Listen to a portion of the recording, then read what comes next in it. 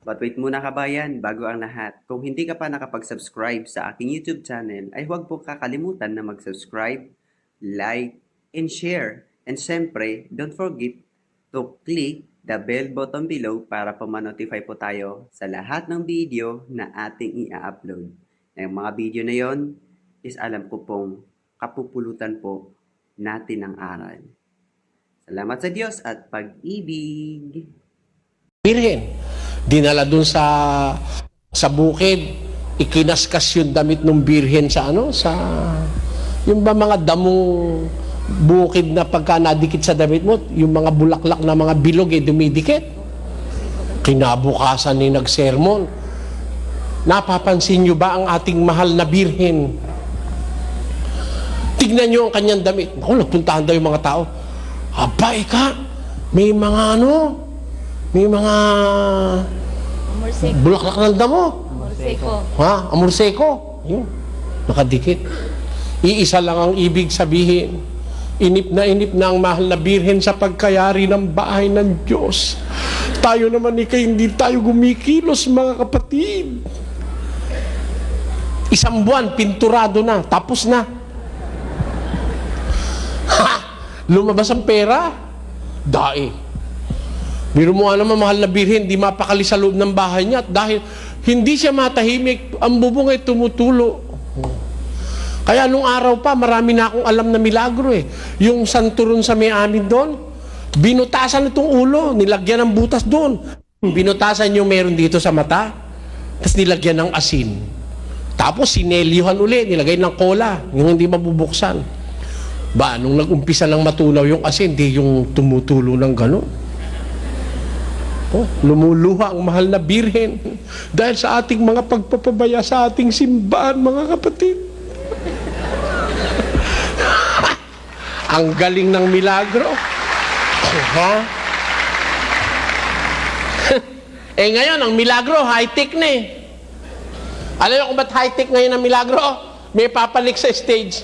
May dala-dalang saklay. Tinuruan ng sambuan niya na gumanon eh. Tapos nung ilayhans, yahoo!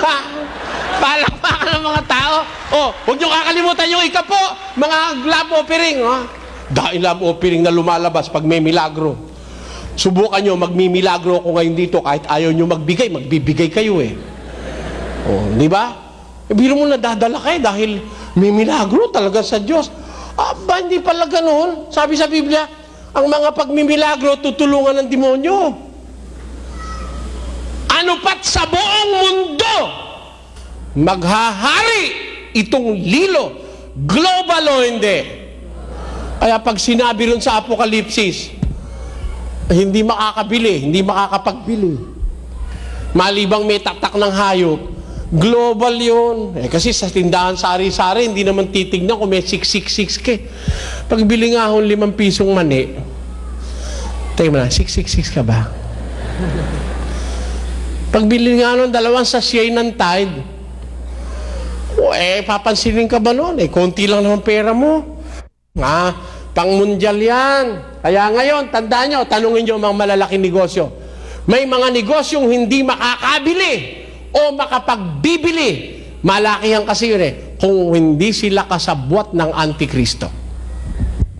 Matagal na nangyayari sa mundo yan, mga kababayan.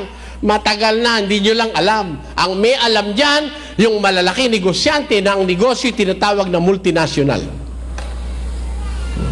Tapos, tatakot tayo ngayon. Tinatakot tayo ng mga pastor. Takot na takot tayo kasi akala natin hindi makakabili. Pag hindi ka raw nakabili, magugutom ka. Pag nagutom ka raw, magpapatata ka ng 666. Maimpirno ka. Sabi naman nung nanloloko yun. Alam nyo mga kapatid, may isang kailangan tayo ngayon sa mundo. May kailangan ngayon sa Pilipinas. Alin yun? Dito may karunungan. Sabi ng Biblia, ang may pagkaunawa, bilangin ang bilang ng hayop sapagkat siyang bilang ng isang tao sapagkat ang kanyang bilang ay 666.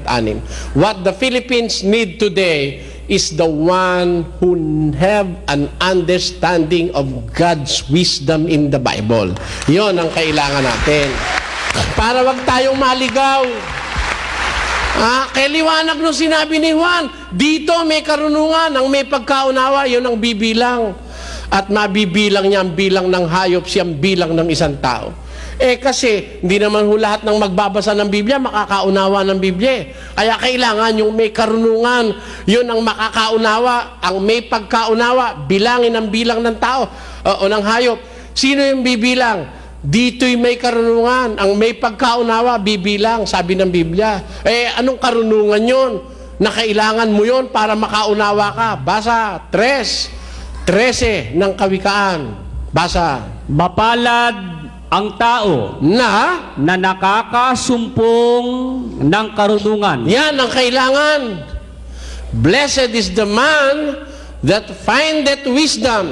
Ang tao na nakakasumpong ng karunungan. Mapalad yon. Mapalad yon. Di anghel yon.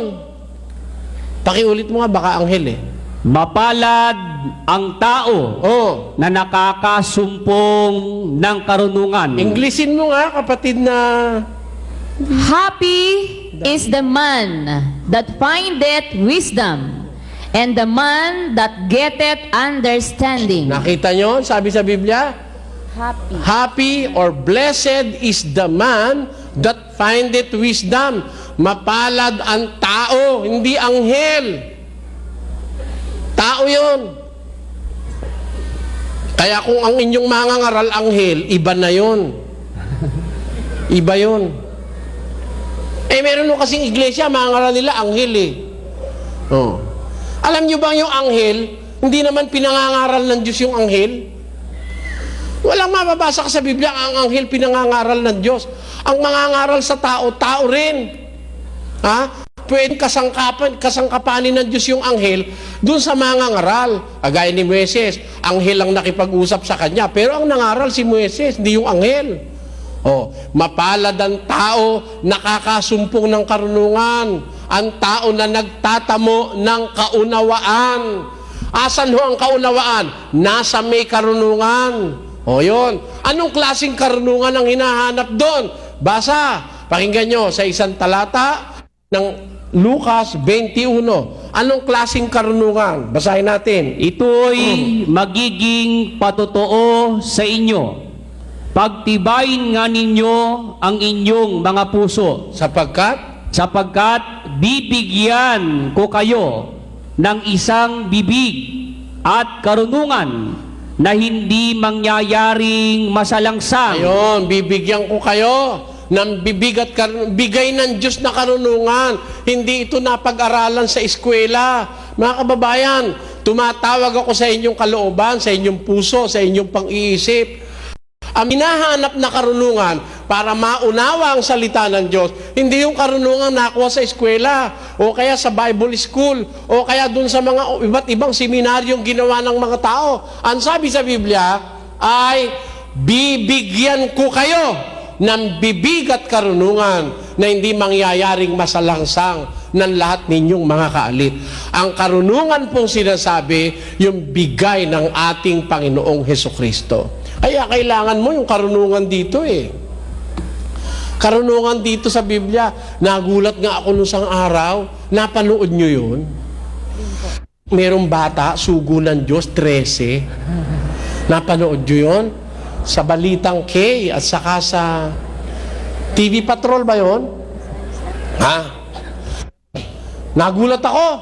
Alam mo ba't ako nagulat? Sabi ng bata, gumamit ng talata, ang tao nagsasalita buhat sa Diyos. Naudyo ka ng Espiritu Santo. Kaya ako naudyo ka na ako ng Espiritu Santo. Diniretsa siya raw. Sabi ko, kung itong batang ito naudyo ka ng Espiritu Santo, hindi niya ididiretsa, ako naudyo ka ng Espiritu Santo.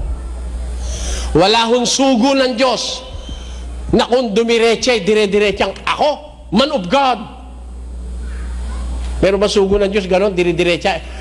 Yung kanyang sarili mga apostol nga sa umpisa ng pangangaral di man sinasabing sila'y sugo nangaral muna sila pagkatapos nung makapangaral na sila at may nagtatanong na kung ano sila, saka sila nagpapakilala.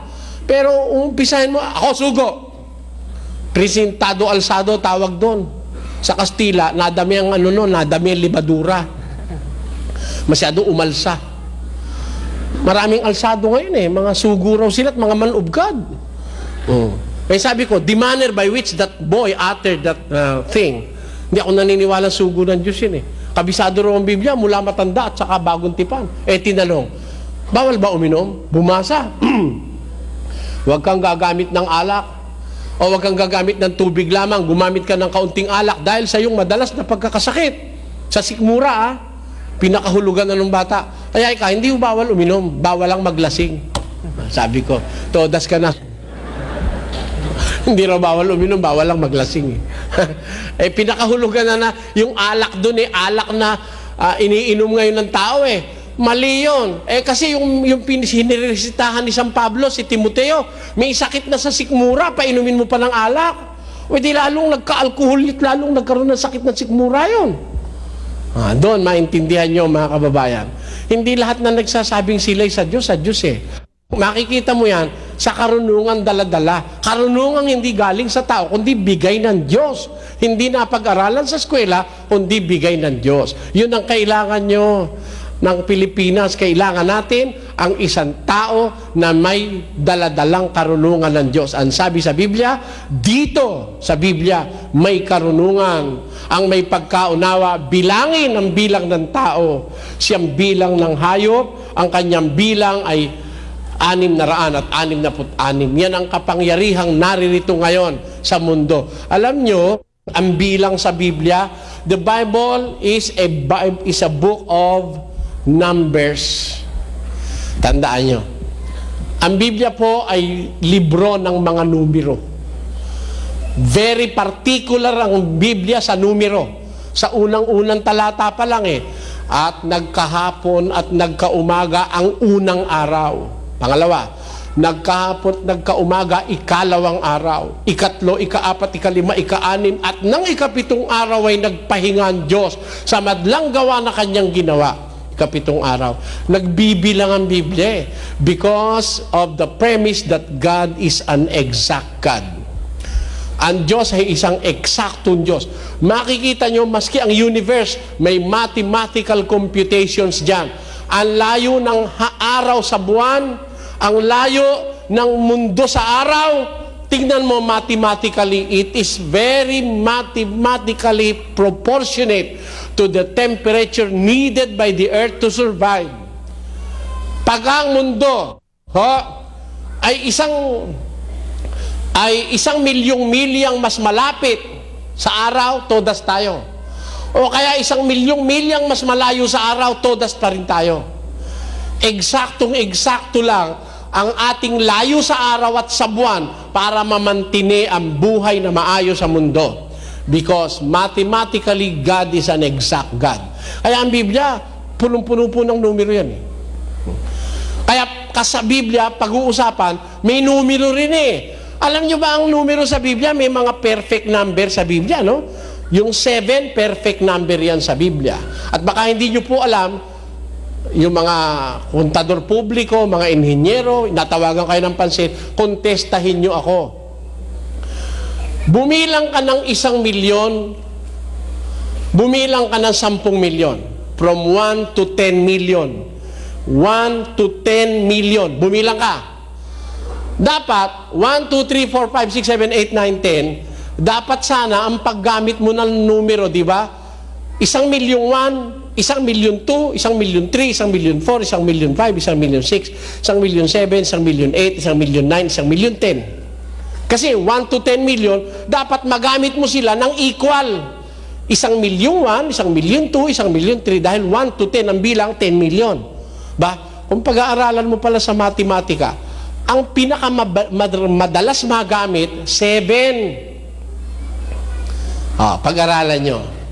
From 1, isulat nyo, 1 to 10 million, ginagamit ang 7, 1,027,000 or 24 times ang gamit. Mas mahigit siya sa ibang numero pagka magbibilang ka ng 1 to 10 million. Katakataka, yung number 7, mathematically, sa Biblia, pinag-aaralan ko, sa Biblia yung 7, it's a perfect number. It's a perfect number. Sa 7 araw, natapos lahat ng gawa ng Diyos, nagpahinga pa siya. Kaya yung 7 is a perfect number. Yung 3 is another perfect number. Yung 3, signifying the 3 persons in the Godhead. The Father, the Son, and the Holy Spirit. Meron hong, yung 3, yung numerong 3, ano rin ho yan? Perfect number din yan. Ngayon, kung ang number 7 ay perfect number, yung number 6 ay imperfect number. Kasi yung number 6 hindi kumpleto Imperfect yun Ewan ko kung nakuha niyo ang punto ko. Number 6 is an imperfect number. Kung ang number 3 is perfect number, pagka nagkaroon ng 3 6, meaning perfect imperfection. Diba? Imperfect yung number 6. Tinatlo mo. Perfect imperfection.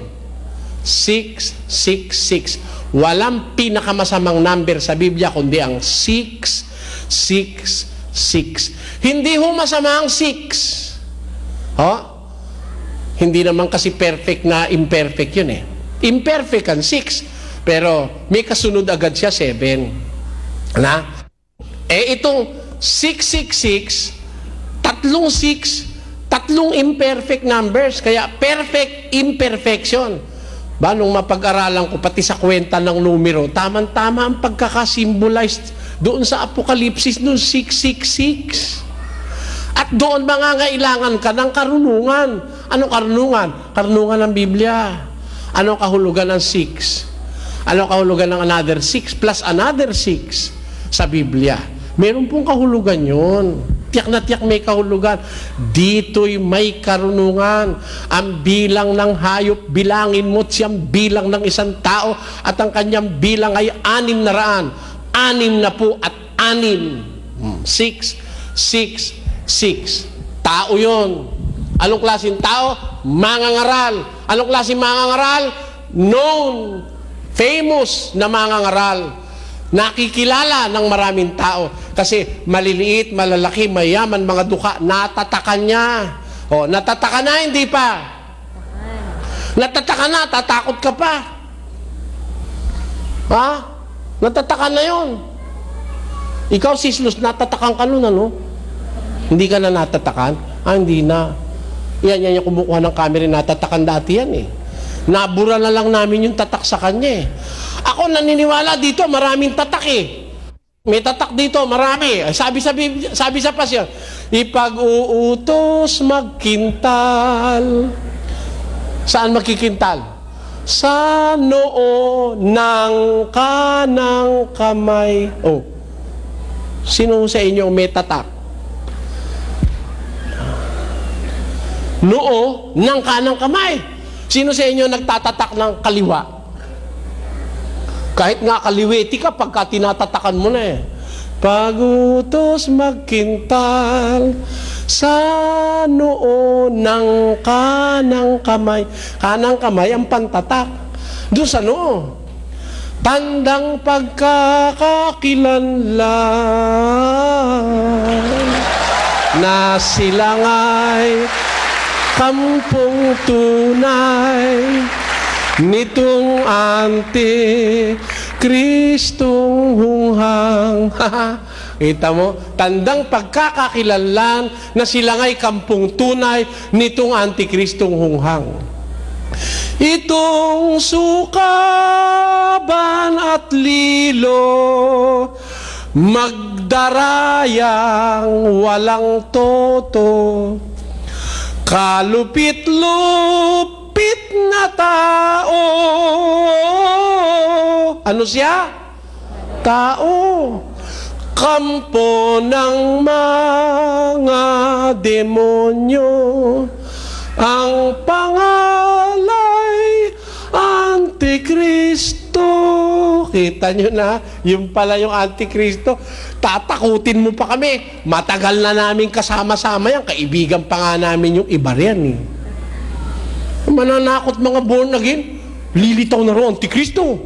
Marap na mag-rapture. Anytime na mag-rapture, binta na ninyong mga pag-aari, bigyan nyo ang kalahati sa ministry, mga kapatid, mga minamahal. Lokohin mo, lelong mong panot. Pananakot mo sa amin yung Antikristo. Yung kapitbahay natin, Antikristo yun eh. Oh, yung tindahan binilan mo, Antikristo rin eh. Bakit? Ano ba kahulugan ng Antikristo? For all you know, mga kababayan, ang Antikristo, kalaban ni... lasenggo ka lang, Antikristo ka eh. Amen? Asan ang Antikristo? Tinatakot yung mga tao sa Antikristo para magbenta ng pag-aari. Matagal na rito sa mundo yan. Pakinggan nyo kung gaano nakatagal. Basahin mo petsa. Unang Juan. Mumunting mga anak, ito ang huling oras. Sino nagsasalita? San Juan. Si San Juan. Kailan nabuhay si San Juan? Unang siglo. Ito ang huling oras, sabi ni San Juan, doon sa panahon niya. Bakit? At gaya ng inyong narinig na darating ang Antikristo, kahit ngayon ay lumitaw ang marami ng Antikristo. Ngayon, sabi ni Juan, sa panahon niya, ngayon, lumitaw ang marami ng Antikristo. Ano ba ibig sabihin Antikristo? Di kalaban ni Kristo. O ay kalaban ka ba ni Kristo o hindi? Ayaw nang tumaya sa sugal eh. Sige na, Mari. Maganda ang anusyo ngayon. Nakapanaginip daw si kumpare ng ahas. Ibig sabihin nun, 9, 6, 8, kulong mo.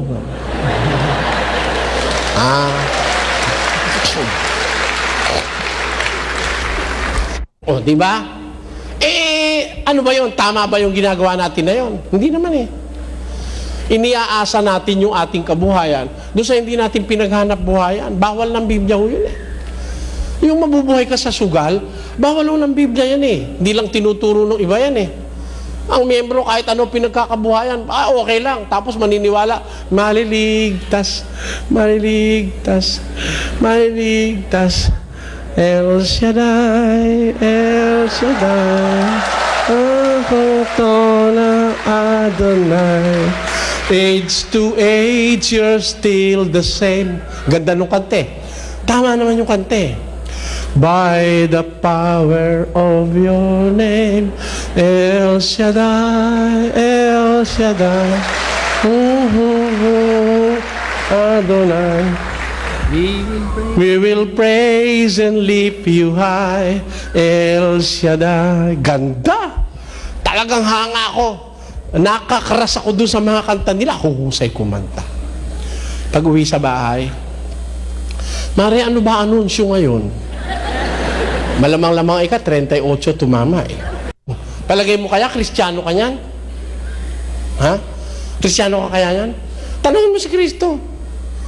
Kung pumapayag siyang mabuhay ka at pakainin mo ang pamilya mo nang sa laping hindi mo pinagpaguran.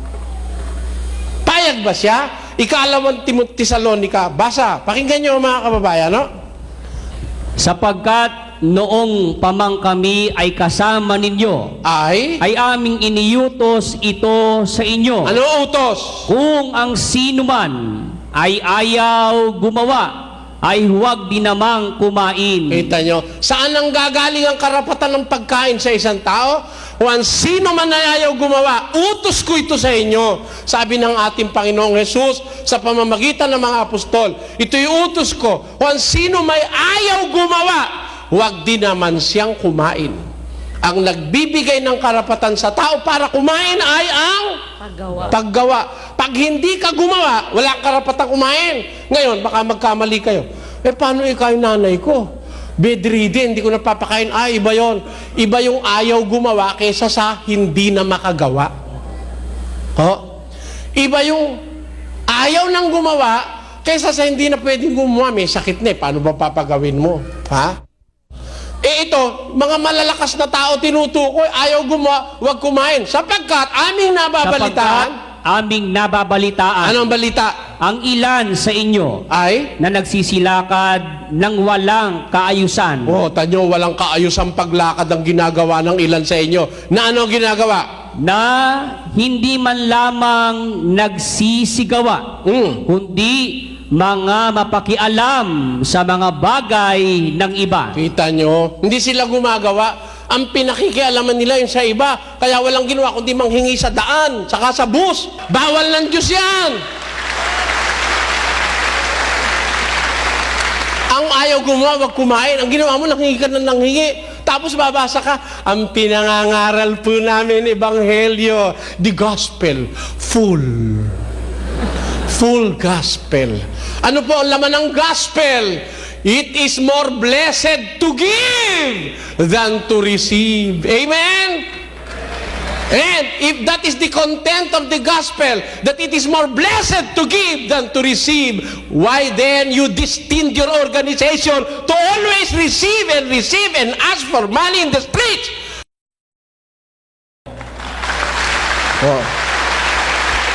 Magagalit kayo sa akin. Kung wala naman magsasabi nito, maintindihan ba ito ng tao? It is very clear in the gospel, 20:35 of the book of Acts, it is more blessed to give than to receive. May mga iglesia sa Pilipinas, walang ginawa kundi manghingi, pero hindi nagbibigay kahit kailan. Puro hingi. Blessed ba o hindi? Kasama ng Antikristo yan. Sabi nga ng pasyon, ang lahat niyang kasama. Di may kasama pa pala yung Antikristo. Mamamansag na propita. Di ba? Namamansag na propita. Hihibuan ang lahat na ng magsisampalataya sa lihis na aral niya. Ang mga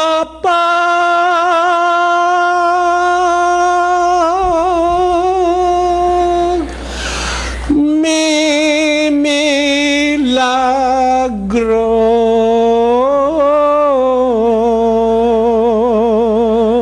Ganun pag binabasa sa amin Kaya yung bumabasa, hindi nila naintindihan. Bakit? Pinahaba yung tono, nakalimutan niya na yung nauna niyang nasabi bago matapos yung tono ng kaliwa Ha? Ang mga pagmimilagro, tutulungan ng demonyo. Ano pat magkakabayo.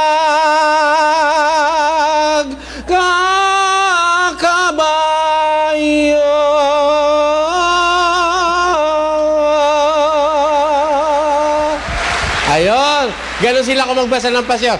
At dito sa buong mundo maghari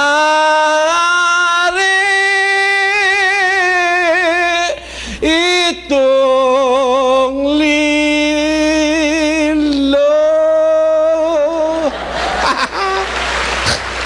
Kawawa naman tayo. Kawawa tayo. Ang liwa-liwanag. Kailan yan? Ulit. Basahin natin ulit. Mga anak.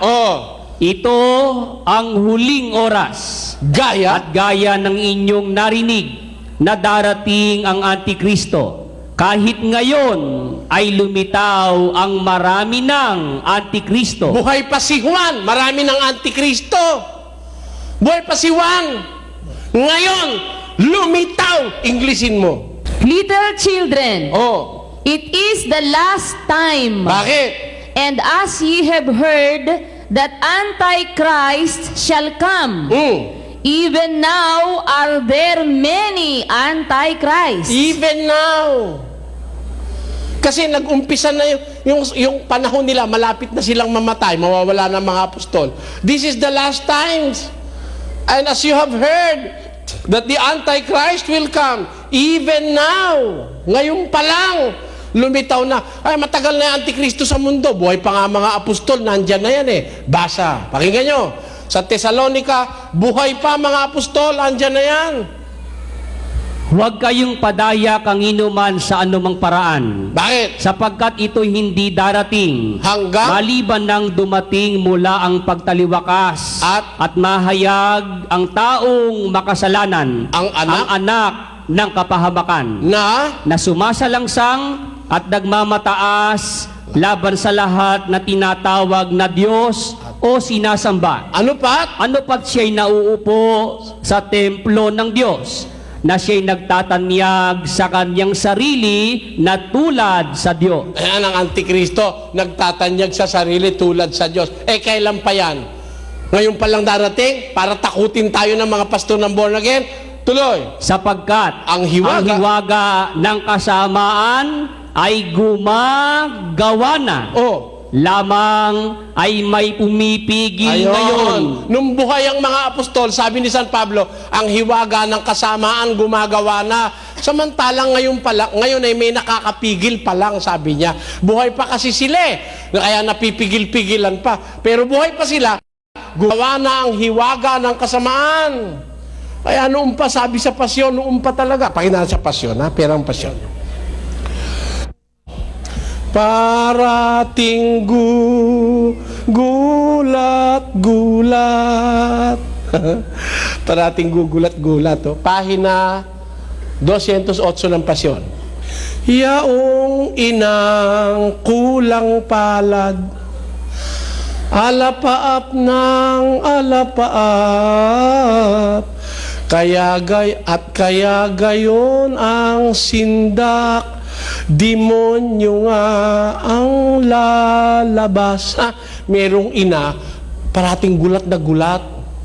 Kaya pala naman ganun ang sindak, demonyo naman pala yung ipanganganak. Alin yun? Ito ang siyang nakita ni San Juan na nagbadya sa apokalipsis niya ng panahong unang-una. Hayop na walang kapara. Ay, doon pa pala sa panahon ni Juan, nakita niya na itong hayop na itong walang kapara. Hayop talaga ito Animal. Ngayon, sino ito? Doon na halimbawa, kapangyarihang dakila nitong malupit na diwa na siyang ipaniniwala ng imbing tao sa lupa. Kita nyo, tao ito noon pa. May Antikristo na noon pa, panahon pa ng mga apostol. Daing Antikristo. Ano ba kahulugan ng Antikristo? Kalaban ni Kristo. Bibigyan kayo isang halimbawa. Huwag kayong magagalit. Magagalit ho kayo? Hindi kayo magagalit Bibigyan kayo halimbawa. Maglilitaw ako sa inyo ng isang Antikristo. Marami kasi ito magkakasabot ito. Magkakasabot siya. Isa lang muna papalitawin ko. Ang sabi ni Kristo sa 23:9 ng Mateo. At huwag ninyong tawaging inyong ama ang sinumang tao sa lupa. Bakit? Sapagkat iisa ang inyong ama, sa makatwidbagay siya na nasa langit. Iisa lang pala yung ama. Pagdating sa pananampalataya, isa lang ang ama. Huwag niyong tatawaging ama sino man tao sa lupa. Sa pananampalataya, isa lang ang tatawagin yung ama sa langit. Kaya kung manalangin kayo, manalangin nga kayo ng ganito. Magsidalangin nga kayo ng ganito. Ama namin na nasa langit ka. Asan ang ama natin kung Kristiyano tayo? Ama namin, our Father, which art in heaven. Asan ang ating ama? May permiso ba tayong tumawag ng ama sa kanino man tao sa lupa pagdating sa reliyon? Huwag! Bawal! Huwag kang papatay! Bawal o hindi? Huwag kang magnanakaw! Bawal o hindi? Huwag kayong tatawag na ama sa sino man tao sa lupa! Bawal o hindi? Tatanungin kayo, tumatawag ba kayo ng ama? Pag tumatawag kayo, kasama kayo sa nabahiran ng galamay ng Antikristo.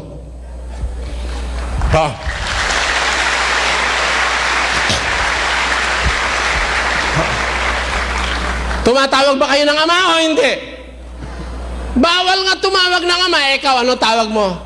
Good morning, Father.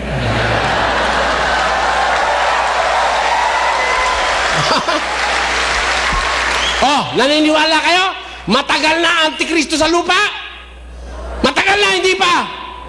Matagal na. Oh, matatakot ba kayo ngayon ni Almeida? Pag napatakot kayo, isang takot kayong... Kayo may sabi niya, hindi ako. Ang tagal na ng Antikristo sa lupa. Sa tawag pa lang, alam mo na Antikristo eh. Ang titulo, ama, bawal nga patawag ng ama, tas siya patawag ng ama. Magkalaban sila o magkakampi? Magkalaban, Antikristo nga eh. O eto pa isa. Huwag kayong magagalit ha. G7 ng Mateo. At samantalang kayo'y nangaglalakad, ay magsipangaral kayo. Di mangaral kayo, sabi sa mga apostol. O sa pangangaral nyo, ano gagawin nyo? Tinanggap ninyong walang bayad, ay ibigay ninyong walang bayad. May bayad ba aral? Wala. Nung binyagan kayo, nagbayad kayo? Mali! Mali! Sabi nga, walang bayad eh. Tapos nagbayad ka. Mali yun. Dapat sana nung humingi ng bayad, sinampal mo eh. O eto, G7 o. O, marunong ka ba magbasa? O, basahan mo. Magpapakasal ka eh. Natural.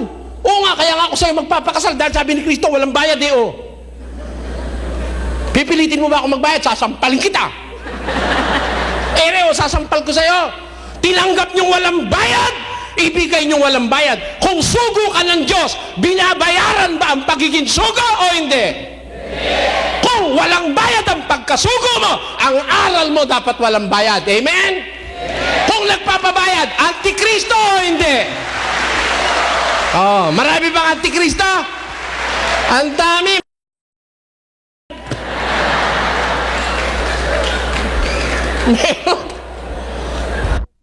Dahil Antikristo.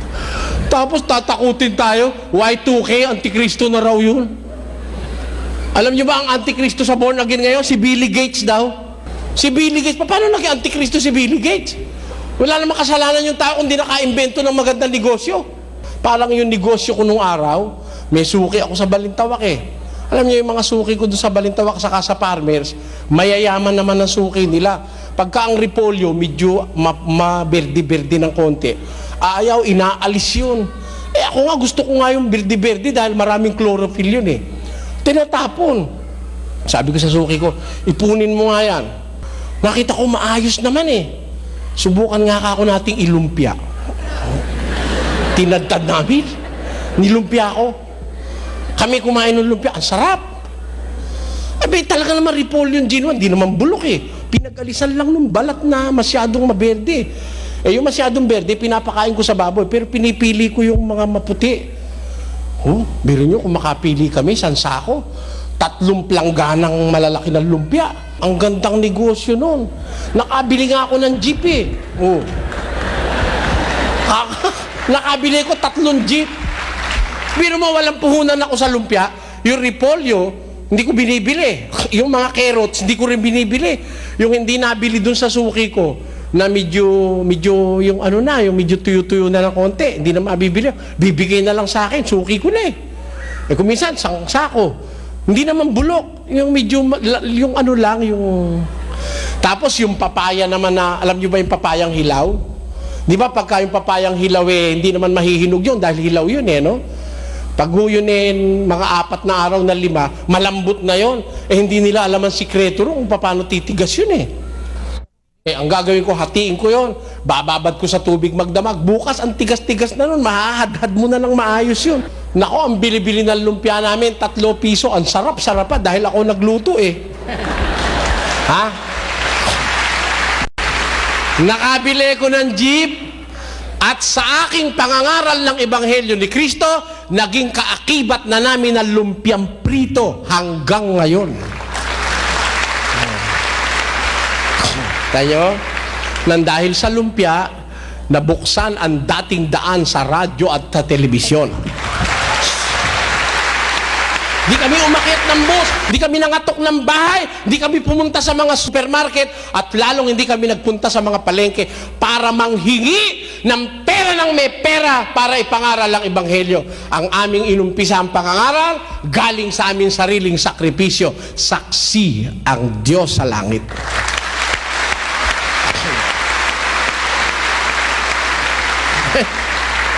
Paano mo maipangangaral yung tunay na Ebanghelyo pag ang panggagalingan ng resources mo mali sa paraan ng Ebanghelyo? How can that be? Mali sa Ebanghelyo, pinagbibili mo ang Ebanghelyo. Paano mong maipangangaral ang tunay na Ebanghelyo? Di ka makapangaral na walang pera. O, dito, pagpasok nyo, meron ba kayo na upuan sobre dyan? Wala. Lalabas kayo ng libre, mga kababayan. Kung sinuswerte-swerte pa nga kayo, kung kukunti lang kayo, pamimiriendahin ko kayo eh. Para ang Pilipinas ay makasaksi ng isang samahang nangangaral na hindi nang hihingi sa pinangangaralan niya, mga kababayan. Yan ang ating pananalig. Yung iba, hindi makapangaral lang, hindi manghihingi. Wala akong koleksyon dito. Lalo na mga bisita kayo, hindi kayo kapatid. It is not worship time, definitely no collection. Ang aming koleksyon, pagka nagkakatipong kami magkakapatid, yung kusang loob ng kapatid. Kaya nga pag kulang wala kang reklamo dahil yun ang sabi ng Diyos Hindi ako makareklamo pag kulang Pag kulang, mangungutang ako. Ayun ang aking Tuloy pa rin yung aming lumpia hanggang ngayon. Kaya lang, asenso na lumpia namin ngayon. Nung araw kasi, ang lumpia namin, 3 piso ngayon 10 piso isa. Kasi, mahal na ngayon mantika ang mahal Ang repolyo, mahal din. Wala ka nang mabili. Natuto na yung taga-Balintawak. Ay, kaya, ba't mo naman sasabihin, si Bill Gates Antikristo? Natuto lang na magandang negosyo yung tao, Antikristo na. Ang Antikristo, yung nangangalakal ng kaluluwa ng tao. Nagtuturo ng maling aral na labag sa Biblia. At yung Antikristo na yan, ako, natutukso na ako kapatid na Willie. Tukso na ako dahil tanong ang tao dyan sa Y2K, yung Antikristo yan. Kaya uumpisahan ko na yan sa radyo. Saka sa TV. Isasabihin ko na sa bansang Pilipinas kung sino ang Antikristo. Matagal lang nasa mundo yon, salit-salin lang ng karapatan. Bawa, ito yung unang Antikristo. Mamamatay na yung una. Ikaw anak, sinasaling ko na sa iyo ang pagka-Antikristo ko. Ikaw naman. Tapos mamamatay na, isasalin mo naman doon yung pagka-Antikristo mo. Kaya hanggang ngayon, buhay na buhay yung Antikristo Hanggang ngayon. Buhay na buhay yun. Hanggang ngayon, tagumpay na tagumpay yung Antikristo. Nakasakay nga sa kabayo. Di ba? Siya ay magkakabayo at dito sa buong mundo maghahari itong lilo. Kita nyo? Umana nga kabayo yan. Alam nyo kung anong kabayo sinakyan? Alam nyo? Basa 6. At tumingin ako, at narito ang isang kabayong maputi. Maputi pa Hindi ka maghihinalang sa diablo itong walang yang ito Ang sinakyang kabayong maputi At yaong nakasakay dito ay may isang busog. Kita nyo, may busog, yung sibat. Talagang gera ang daladala nito sa mundo. Pag hindi ka naniwala, sisibating kita. Tayo, Pilipino, pag hindi ka naniwala, punta kayo dyan sa may binon. Saan ba yun? Lapit sa Luneta. Dito may daladala siyang isa. Ito. Pag hindi kayo naniwala dito, ito. Yung isa, espada Yung isa ano? Ano yung isa? Pag hindi ka naniwala rito, espada katapat mo. O asa na ngayon? Si Gomez, si Burgos, at saka si Zamora. Asa na? Asa na si Rizal? Asa na ang mga ilustradong Pilipino na nakakaunawa ng Biblia? Nawala sila sa Pilipinas. Asa sila? Pinatay sila na hindi panahon. Bakit?